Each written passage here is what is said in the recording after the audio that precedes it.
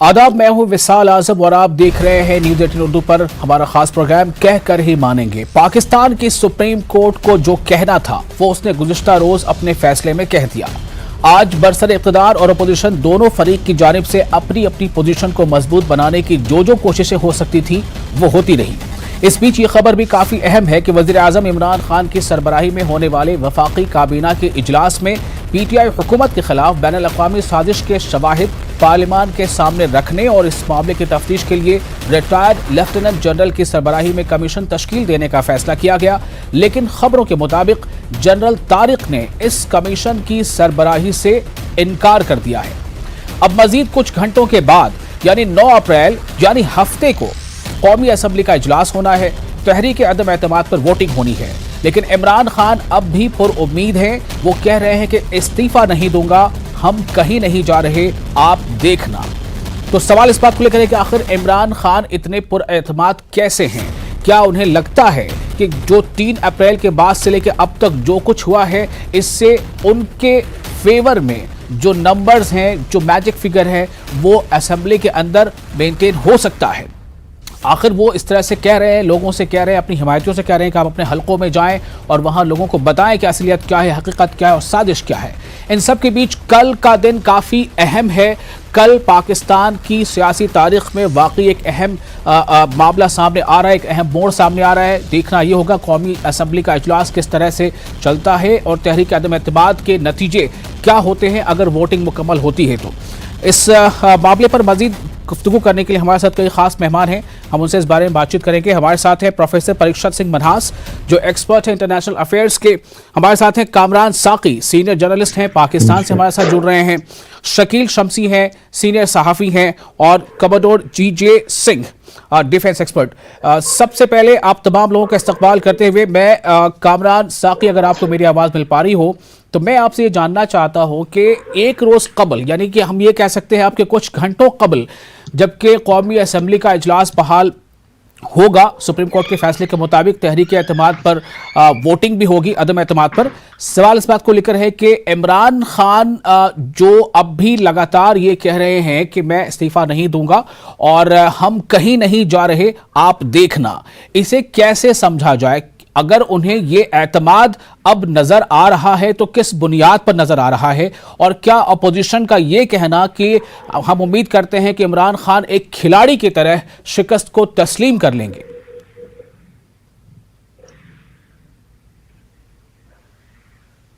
कामरान चाहिए था जब उनके मशीरों ने कह दिया था कि आपके पास मतलूबा आंकड़ा जो है मौजूद नहीं है, उतने हिम्मती मौजूद नहीं है जितने आपको तहरीक एतमाद को नाकाम बनाने के लिए चाहिए। लेकिन उन्होंने बड़ा गलत इकदाम उठाया, गैर आईनी इकदाम उठाया, और तब भी वो इतना ही मुतमिन लग रहे थे क्योंकि उनके मशीरों ने उन्हें गलत मशवरा दिया और अपनी एक सीट बचाने के लिए 300 के करीब अरकान को घर भेज दिया, असम्बलियों को तहलील कर दिया, वुज़रा को घर भेज दिया। उन करोड़ों लोगों ने जिन्होंने उम्मीदें लगाकर वोट देकर, उन मजदूरों ने, बुजुर्गों ने, बड़ों ने जो लाइनों में लग के वोट कास्ट किए थे, उनके मुंतखब नुमाइंदों को अपनी एक सीट के लिए घर भेज दिया। तो ऐसा ही खुदा न खास्ता कल इक़दाम ना हमें को देखने में आए। ये सुप्रीम कोर्ट का फैसला बड़ा अहम है और ऐसी गलत रवायात को कि किसी के खिलाफ भी तहरीक एतमाद आए और वो असम्बलियों को तहलील कर दे, उसके दौरान जो रूल कहते हैं कि जब तहरीक एतमाद आ जाती है तो वज़ीर आज़म के पास तमाम अख्तियारात होते हैं सिवाय असम्बलियों को तहलील करने के। तो ऐसे ही उन्होंने डटाई से पहले उन्हें तहलील कर दिया।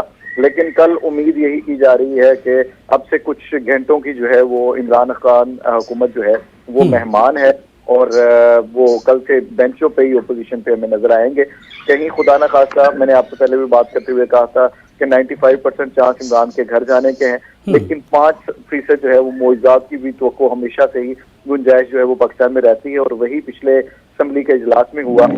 लेकिन बज़ाहिर अभी यही लग रहा है कि कोई ऐसा मुआवजा नहीं होगा और इमरान खान घर जाएंगे। जी, और इस पे भी ज़रा आप अपनी बात रखें। जो बात अभी हमने कही कि जो वफाकी कमीशन के ज़रिए जो एक जांच के लिए कमेटी बनाई जानी थी और लेफ्टिनेंट जनरल रिटायर्ड की सरबराही में, उसमें अगर वो नाम अपना वापस ले लेते हैं तो इससे क्या समझ में आ रहा है कि ये नाम वापस लेने के जो जनरल तारिक ने नाम अपना वापस लिया, ऐसे इनकार कर दिया है, तो ये भी क्या पैगाम पैगाम दे रहा है? किस तरह का इसका असर पड़ेगा अवाम के और खासतौर से जो मेंबर असेंबली है उनके ऊपर? सर, ये जितने खत हैं और मामलात हैं और जितने गुजरा इन्हें गलत मशवरे दे रहे हैं, ये सिर्फ अगले इलेक्शन की तैयारी है। अगला इलेक्शन बनाना है। इन्हें पूरी तरह हार इमरान खान को पता चल चुकी है कि तरीके मतमाद में उनकी हो चुकी है। फौज कभी भी ऐसे सियासी मामलात में मुदाखलत नहीं करना चाह रही। अगर इस बार खुशकिस्मती से कोई डिक्टेटर मुल्क का में मार्शल लॉ या इमरजेंसी प्लस के नाम के ऊपर काबिज नहीं होना चाहता, तो क्यों ये जमहूरी हुकूमतें जो है वो उन्हें दावत देती हैं? ऐसे इकदाम तो हमने माजी के अंदर आज़ादी सहाफत के लिए भी हमने डिक्टेटर से मारें खाई हैं और उनके कैदोबंद की सोबतें भी झीली हैं। अब मैंने उनकी तरफ से कोई ऐसे इकदाम नहीं देखे कि उन्होंने आइन को इस तरह से मुनरफ किया हो। ये तो जमहूरी अवाम से मुंतखब होके आए हैं और जमहूरी हुकूमत थे, इनसे तो ऐसा कोई भी इकदाम जो है वो उनकी तवक्को नहीं की जा रही थी। यकीनन ऐसे किसी कमीशन की ना पाकिस्तान की कोई रवायत रही है और माजी भी यही बताता है कि कोई रिपोर्ट कभी सामने आई हो और उससे कोई असरात आए हो, और ना ही इस कमीशन से कोई हमें उम्मीदें जो है वो लगानी चाहिए और ना ही अभी बतौर पाकिस्तानी मुझे कोई उससे उम्मीद नजर आती है। जी, प्रोफेसर परीक्षत सिंह मनहास पे आपके पास आना चाहूंगा। जिस तरह के हालात बन रहे हैं, जिस तरह बात पहले आई कि नो कॉन्फिडेंस मोशन लाया जाएगा, उसके बाद इमरान खान ने कई बार वहां की कौम से खिताब किया, फिर मोशन लाया गया, लेकिन उसे जो है डिप्टी स्पीकर ने मुस्तरद कर दिया। ये तमाम चीज़ों से आप वाकिफ़ हैं। मैं सिर्फ ये जानना चाह रहा हूं कि अगला रोज़ जो है, अगले दिन यानी 9 अप्रैल को वहां नो कॉन्फिडेंस मोशन पर वोटिंग होनी है, लेकिन इमरान खान अभी भी ये कह रहे हैं कि वो मैदान छोड़कर जाने वाले नहीं हैं और ना ही वो पहले इसके इस्तीफा देंगे। वो काफ़ी पुरुम्मीद नज़र आ रहे हैं। ये कैप्टन है, वो क्रिकेट के रहे हैं कैप्टन, लेकिन ये कॉन्फिडेंस अगर उनको अभी भी है तो क्यों है, कहाँ से है? और मैं आपसे ये जानना चाहता हूं कि अब आप किस तरह की सियासत, किस तरह की पॉलिटिक्स पाकिस्तान में आगे देख रहे हैं? नमस्कार, पहले तो बहुत बहुत शुक्रिया मुझे अपॉर्चुनिटी देने के लिए। देखिए, मैं अगर उल्टा चलूं तो मैं किस तरह की पॉलिटिक्स आने वाले समय में पाकिस्तान में देख रहा हूं, तो मैं क्योस और कंफ्यूजन की पॉलिटिक्स देख रहा हूं। मैं देख रहा हूं वहां पे टोटल क्योस रहेगा आने वाले समय में, और कल 10:30 बजे जब असेंबली मिलेगी या ये वोटिंग होगी तो तब तो सारी चीज क्लियर हो ही जाएगी। बट इमरान खान शिकस्त के बहुत ही नजदीक हैं, इनफैक्ट हार चुके हैं अभी तक। तो जिस तरह से अभी नंबर्स आ रहे हैं, अराउंड अबाउट 199 मेंबर्स एक साइड पे दिखाई दे रहे हैं इस टाइम पे, तो उस हिसाब से तो इमरान खान की हार होनी ही होनी है। बट जो हिसाब चल रहा है पाकिस्तान पे और जिस तरह से वहां पे इकोनॉमिक रन डाउन हुआ है पिछले कुछ समय में, जिस तरह से प्रॉब्लम्स हुई हैं, तो वो सब जो इमरान खान का स्लोगन था नया पाकिस्तान वाला, वो तो डिफेम हो गया और वो तो डिफ्यूज हो गया। और ये अब मुझे ये लग रहा है कि आने वाले समय में अब इमरान खान कहीं ना कहीं विक्टिम कार्ड प्ले करने की कोशिश ना करें। जैसे कि मेरे से पहले भी एक्सपर्ट ने कहा और मुझे भी अभी तक काफी ये एक नई चेंज जिस तरह से दिख रही है कि अभी तक मिलिट्री ओपनली बीच में नहीं आई है। नहीं तो जैसे होता था पाकिस्तान में, at the first opportunity martial law लग जाता था और मिलिट्री बीच में आ जाती थी। तो इस हिसाब से थोड़ा सा मेच्योरिटी आई है पाकिस्तान सिस्टम में। बट मुझे जो लग रहा है कि काफी क्योस रहेगा, काफी कंफ्यूजन रहेगी, क्योंकि किसी भी ऑपोजिशन में भी तो एक ऐसी बात है कि किसी के पास भी इतनी सीटें नहीं है कि वो अपने दम पे खड़े हो सके। 80 सीटें लेके 80, 50, 60 छोटे छोटे ग्रुप्स बैठे हैं। और जिस तरह से पाकिस्तान की इकोनॉमी डाउन गई है पिछले 5 सालों में, आप देखिए नियर अबाउट 50% के आसपास उनकी करेंसी डीवैल्यू हो गई है, 12% से ऊपर ज्यादा इन्फ्लेशन है, 25% से ज्यादा जो उनके लोन्स हैं चाइना से हैं। चाइना पाकिस्तान इकोनॉमिक कॉरिडोर इस समय पूरी तरह ठप होने की कगार पे है। तो मुझे लग रहा है कि वहां पे आम नागरिक भी का रोष भी बहुत सारा सामने आएगा और कहीं ना कहीं ये सारा चीज इमरान खान अब अपनी तरफ टर्न करने की कोशिश करें कि कहीं वो ये बताएं कि आई हैव बीन विक्टिमाइज्ड, मैं 3 साल तक। तो इमरान खान विक्टिम कार्ड खेलने की कोशिश कर रहे हैं। शकील शमसी साहब के पास मैं आना चाहूंगा। शकील शमसी साहब, 2-3 बातें यहां पर सामने आ रही है। एक बात तो सामने ये आ रही है कि इमरान खान चाहे वो जिस तरह से कहते रहे कि मैं मैदान नहीं छोड़ूंगा, आखिरी गेंद तक सामना करूंगा, लेकिन ये देखा जा रहा है अदालत के फैसले के तनाजुर में कि आखिरी गेंद तक बैटिंग करने के दौरान उन्होंने कई ऐसे फैसले लिए जो गैर आईनी थे। वहीं दूसरी तरफ ये भी कहा जा रहा है कि सुप्रीम कोर्ट के जो फैसले हैं उसने वहां के जमहूरी निजाम को और जो अदलिया का जो अपना वकार है उसको बहाल किया है। इन सब के बीच अगला दिन जो कुछ होने वाला है, अब भी इमरान की जो सियासत है, जो उनकी बयानबाजी, वो कुछ अलग है। आप इसे कैसे देख रहे हैं? देखिए, आज रात को वो 10 बजे बोलने वाले हैं कौम के नाम अपना पैगाम देने वाले हैं वो है। उसके अलावा उनके वज़रा ने बहुत सख्त लहजा अख्तियार कर लिया है और वो अपोजिशन को भी कह रहे हैं और वो अदालत उज़्मा के फैसले पर भी तनकीद कर रहे हैं। तो अदालत उज़्मा के बारे में वहां पर दो राय निकल कर आएंगे। एक तो जो इमरान हामी खेमा है वो तो ये कह रहा है कि ये फैसला बिल्कुल गलत दिया है और बायस फैसला है। दूसरा जो खेमा है वो अदालत की वक़ार और अदालत उज़्मा और अदालती निज़ाम के वक़ार की बात कर रहा है कि वो बहाल हुआ है। लेकिन अब कल 14 घंटे बाकी हैं इनके पास, मगर कोई ना कोई गेम है अभी इनके पास बाकी है। कल पार्लियामेंट जब शुरू होगी, जिसे कौमी असेंबली कहा जाता है, जब वहां की पार्लियामेंट शुरू होगी तो उसमें स्पीकर क्या कहते हैं और वो क्या इस बात के बारे में बताते हैं कि क्या सुप्रीम कोर्ट का इस बात का अख्तियार है कि वो पार्लियामेंट तहलील कर सके, क्या वो स्पीकर को हिदायत दे सकता है इस सिलसिले में। तो इस पर बहस होगी, आइन का वो शिक निकालेंगे, कोई ना कोई। इतनी जल्दी गेम हारने वाले नहीं है इमरान खान, ये तो तय है। लेकिन इमरान खान के साथ जब अगर फौज देगी तभी वो रह सकेंगे।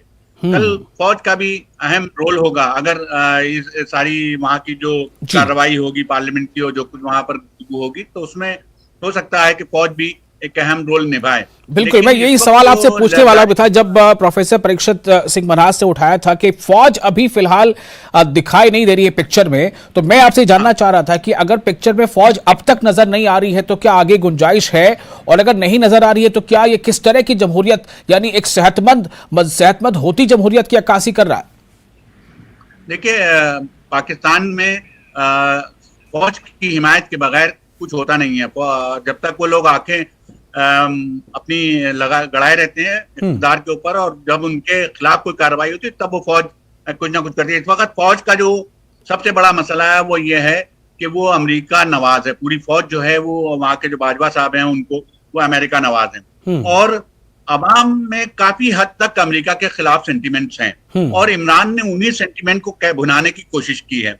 विक्टिम कार्ड खेला है कि मैं अमेरिका का सताया हुआ हूं, मुझे अमेरिका हटाना चाहता है। मतलब आप ये कहना चाह रहे हैं कि इमरान खान ने फौज की लाइन के आगे एक बड़ी लाइन खींच दी है और अवाम की हिमायत लेना चाह रहे हैं?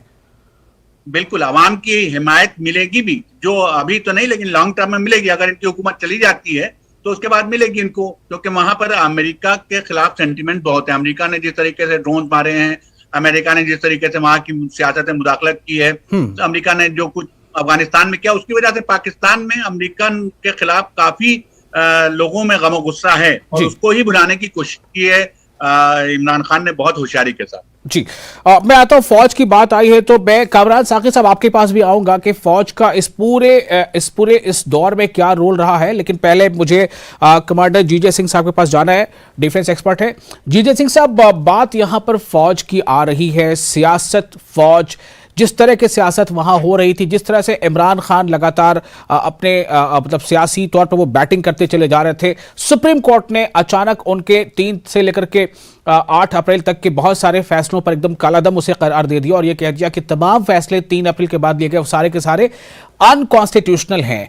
इस दरमियान मैं आपसे ये जानना चाहता हूं कि फौज का रोल आप क्या देख रहे हैं? फौज किसकी तरफ क्या फौज इमरान खान के साथ नहीं है? क्या कल से पहले कुछ नजरियात बदल सकते हैं? देखिए, सबसे पहले तो मैं कहूंगा कि जो फौज है उसका रोल न्यूट्रल हो चुका है और मैं इसको एक बड़ी पिक्चर से आपको एक बड़ी पिक्चर दर्शाना चाहता हूं जो पाकिस्तान में हो रही है।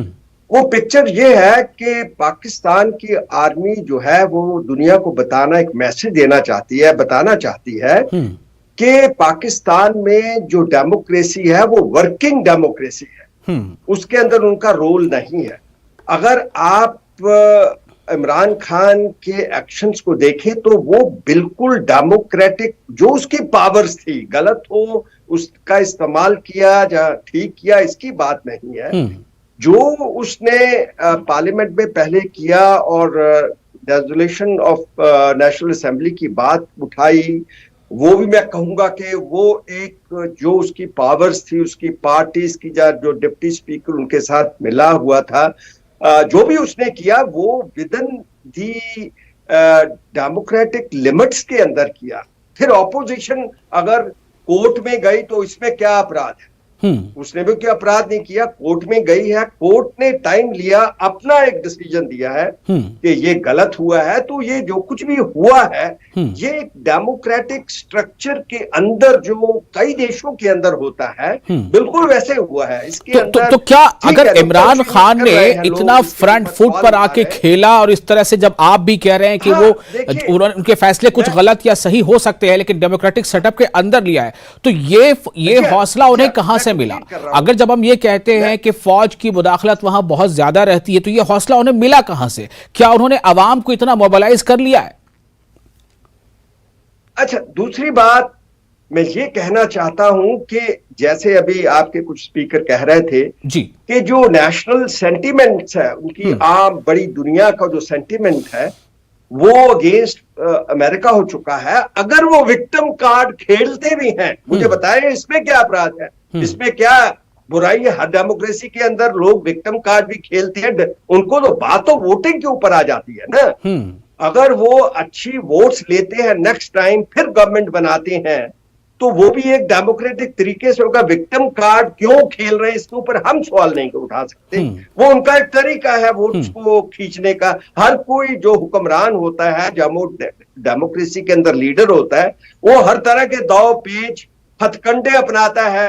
उसी तरीके से ये इमरान खान अपने हथकंडे नए जो भी आप दाव पेच खेलने की बात करें, खेल रहा है। अगर वो शकील शमसी साहब, एक बात और यहां पर है जो अभी कमांडर जीजे सिंह साहब कह रहे हैं कि अगर वो विक्टिम कार्ड खेल रहे हैं यानी एक दाव आजमा रहे हैं तो इसमें कोई बुराई नहीं है, ये ऐसा होता है। मेरा सवाल लेकिन ये है कि क्या ये समझा जाए अब कि अब जो विक्टिम कार्ड खेला जा रहा है वो सीधे सीधे तैयारी है अगले इलेक्शन की, लेकिन कल अगर तहरीक अदम एतमाद वोटिंग में जो भी वहां नतीजे आते हैं और नतीजे अगर जो बरसर इक़्तिदार जमात अभी है पीटीआई इमरान खान के उसके खिलाफ जाते हैं, तब तो अभी वो दिल्ली दूर वाला मामला हो जाएगा। शकील साहब, आपने मुझे उसके बाद मौका मिलेगा जी। और लेकिन एक बात और अभी आप जो खास हुई है कि इमरान खान ने एक कमीशन बनाया है कि जो इस बात की जांच करेगा कि अमेरिका इन्फ्लुएंस कर रहा था कि नहीं, अमेरिका ने कोई लेटर भेजा है, और उसके बारे में एक तहकीकाती कमीशन बिठाया जिसमें एक सुबुकदोश फौजी अफसर तारिक खान को हेड मुकर्रर किया। वो बात अलग है कि तारिक खान ने इनकार कर दिया कि मैं उसका हेड नहीं बनूंगा क्योंकि कल को दूसरी हुकूमत आ जाए तो एक दिन का ये कमीशन रह जाएगा इसकी वो जो होगी। लेकिन कुछ तो सोच रहे हैं इमरान खान, कुछ तो कहानी है इसके अंदर। और विक्टिम कार्ड जितना देर में इलेक्शन होगा उतना फायदा होगा उनको, क्योंकि 1.5 साल के दौरान में हुकूमत की जो नाअहली होगी और जो हुकूमत के लोग होंगे उनके बारे में भी वो बातचीत करेंगे, तो उससे नुकसान होने वाला नहीं है इमरान खान को बहुत ज्यादा। हाँ, वो बात अलग है कि उनको जेल भेज दिया जाए, उन पर मुकदमे किए जाए जैसा कि वहां वजीर आजमों के साथ होता रहा है, तब तो दूसरी बात होगी। लेकिन अगर वो खुलेआम सियासत करते रहे तो उनको काफी कुछ इसमें काफी मकबूलियत मिलेगी और जो अमेरिका खिलाफ वहां पर सेंटिमेंट्स हैं उसको बनाने में बहुत कामयाब होंगे। ठीक है, कामरान साकी, मैं अब आपके पास आना चाहता हूं। दो बातें यहां पर सामने आ रही। एक बात तो यह आ रही है कि इमरान खान ने जो कुछ एक्शंस लिए हैं 3 अप्रैल के बाद से भी, जैसा अभी कमांडर जीजे सिंह साहब कह रहे थे कि ठीक है कि उसे अदालत, जब अपोजिशन अदालत से रुजू करता है तो अदालत ने उस पर यह कहा कि हाँ ये गलत है, ये सही था, लेकिन उन्होंने एक डेमोक्रेटिक सेटअप के तहत ये फैसले लिए और उन फैसले लेने तक में कहीं पर ऐसा लग नहीं रहा है कि फौज कोई हिंड्रेंस पैदा कर रहा है। मेरा सवाल आपसे यह है कि कामरान साकी साहब, आप कैसे देख रहे हैं, क्या फौज ने भी वाकई तस्लीम किया हुआ है कि जमहूरियत और जमहूरी निज़ाम से एक कदम पीछे ही रहना है, और क्या इमरान खान को फौज का साथ नहीं मिल पा रहा है? देखिए, बतौर वजीर आजम तो फौज उनकी मुतहद है, ISI उनकी मुतहद है, तमाम मुल्क के इदारे उनके मुतहद हैं, लेकिन अगर कहीं सियासत की बात होती है तो वो DG ISPR और आर्मी चीफ और मुख्तलिफ अपने बयानात में कह चुके हैं कि हमारा तहरीक अदम एतमाद और उससे सियासी मामलात में ना हम इसी घसीटा जाए, क्योंकि बदकिस्मती से गुज़श्ता इलेक्शंस की मुहिम के दौरान नून लीग ने अपना बयानिया जैसे ये कह रहे हैं कि जी हम बड़े विक्टिम हो गए हैं, जी सुपर पावर्स को आंखें दिखा रहे थे तो हमें ये देखने को मिला, ये दिन आ गया, तरीके आ गई, तो ऐसा ही उन्होंने नून लीग ने बयानिया दिया था कि वोट की इज्जत दो, और यहाँ पे मार्शल लॉ लगा दिया जाता है और उन्हें घर भेज दिया गया डिक्टेटर परवेज मुशर्रफ की जानिब से। तो ऐसा ही ये अब मामला कर रहे हैं। तो उसके बाद फौज ने कोशिश की है कि अपना इमेज बेहतर करे और सियासी मामलात के अंदर उनके बुलाने के पे भी जो है वो कोई मुदाखलत ना करे और कोई ऐसी मीटिंग या रवैया इख्तियार ना करे या कोई ऐसा बयान ना दे या कोई इकदाम ना करे जिससे किसी को भी लगे कि फौज जो है वो इससे ताल्लुक है। वो चाहते हैं कि असम्बली के मामला असम्बली के अंदर हल हों। अगर खुदा न खास्ता माजी जैसे मामला होते तो 3 तारीख को माफ कीजिएगा 3 तारीख को जैसे अभी ये स्पीकर की रूलिंग आई तो उसके बाद मार्शल लॉ ही सीधा सीधा लगना था, लेकिन फौज ने अलग रखा हुआ है तो ये जमहूरियत का हुस्न है। लेकिन उसके बावजूद हमारी बदकिस्मती है कि जमहूरी तौर पर हुकूमत करने वाले और अवाम से मुतकिब होकर आने वाले इमरान खान ने वो काम किया जो किसी डिक्टेटर से ही उम्मीद की जा सकती थी। मुल्क के आइन को मुअत्तल कर देना, ऐसी रूलिंग देना जो आइन और रूल के खिलाफ हो, स्पीकर डिप्टी स्पीकर को अपनी एक कुर्सी बचाने के लिए तमाम अमल और तमाम मुल्क के आइन को जो है वो मुअत्तल करने पे मजबूर कर देना, ये सरासर ज्यादती थी। और उस पर जैसे मैं पहले बता चुका हूँ सुप्रीम कोर्ट ने वाज़ेह रूलिंग देकर ऐसी रवायात को मुस्तकबिल में ना हो जारी रहें तो उसका हमेशा के लिए दरवाजा बंद कर दिया है। बहरहाल फौज का कोई लेना देना नहीं। परीक्षित सिंह मनाज साहब, मैं आपके पास अच्छा कामरान, मैं एक छोटा सा सवाल और छोटा सा जवाब चाहूंगा कि कल क्या होगा? अभी क्या लग रहा है आपको अभी क्या लग रहा है कल क्या होगा? कल देखिए, अगर खुदा न खास्ता कोई गैर रहनी मामला नहीं होता जैसे पहले हुआ है तो फौरी उसके ऊपर असम्बली का इजलास बुलाया जाएगा और दावत दी जाएगी कि इस पे किसी ने बहस करनी है या नहीं रूल्स के मुताबिक। लेकिन मुझे उम्मीद है कि कोई भी इस पे बहस नहीं करेगा और सीधे वोटिंग की तरफ जाएंगे। वोटिंग के अंदर तय होगा कि तहरीक अदम एतमाद कामयाब हो जाती है तो फिर वजीर आजम को घर जाना होगा, अगर वो नाकाम होती है तो वजीर आजम यही रहेंगे। ठीक है, परीक्षित सिंह मनाज साहब, क्या जो कुछ तय है कल वैसा ही होने जा रहा है? असेंबली शुरू होगी, वोटिंग होगी, वोटिंग अगर कामयाब होती है तो इमरान को घर जाना पड़ेगा, कामयाब नहीं होती है तो फिर इमरान तो खैर इमरान ही है। लेकिन जो शकील शमसी साहब कह रहे हैं कि कुछ ना कुछ तो अभी है, क्या है वो, क्या हो सकता है? देखिए, बिल्कुल, मैं आपने पाकि स्पीकर से भी क्वेश्चन पूछा, मैं उसका जवाब देना चाहूंगा। जो कॉन्फिडेंस कहां से आ रहा है इमरान के पास, देखिए आप नंबर्स देख रहे हैं, आप ही की स्क्रीन पे चल रहे हैं। 155 पीटीआई के नंबर्स हैं। अगर हम कहते हैं कुछ टर्न कोट हो भी गए हैं अकॉर्डिंग टू इमरान खान तो 130-40 लोग उसके साथ जुड़े हुए हैं। दूसरी जो मेजर 2 पार्टियां हैं पीएमएल नवाज और पीपीपी 80 के आसपास और 55 के आसपास बैठे हुए हैं। तो एक नंबर्स का एक बहुत बड़ा फायदा होता है क्योंकि दोनों मेजर पार्टीज, तीनों में से 2 मेजर पार्टीज मिला के भी इमरान खान तक नहीं पहुंच पाती हैं। तो उसको कहीं ना कहीं ये कॉन्फिडेंस है कि अगर ये कल इलेक्शंस में, कल की वोटिंग में अगर इमरान खान हार भी जाते हैं तब भी एक ऐसी पोजीशन होगी कि मेजॉरिटी ऑफ द पब्लिक, अगर हम उसको वोट परसेंटेज में काउंट करें तो उनके साथ होगी और थोड़ा सा विक्टिम कार्ड प्ले करेंगे तो वो पॉजिटिव आ जाएंगे। दूसरा, ये छोटी छोटी पार्टी हैं, किसी के पास 5 सीटें हैं, किसी के पास 2 सीटें हैं, किसी के पास 7 सीटें हैं, तो उनमें ब्रेकअप होना ही होना है। आज नहीं होगा, 6 महीने बाद होगा, 8 महीने बाद होगा, 10 महीने के बाद होगा। तो ये कॉन्फिडेंस जो आप बार बार पूछ रहे थे ना कहां से आ रहा है, तो इमरान खान को ये नंबर्स के थ्रू आ रहा है।